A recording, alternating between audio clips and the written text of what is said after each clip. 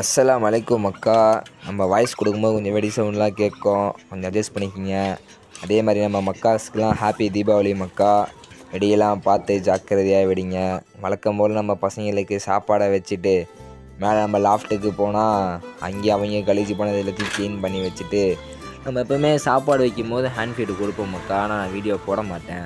இன்றைக்கி நானும் அதே மாதிரி வீடியோ எடுத்துகிட்டு இருக்கேன். சாப்பாடு வச்ச உடனே 8 பேர் நம்மளை சுட்டு போட்டாங்க மக்கா.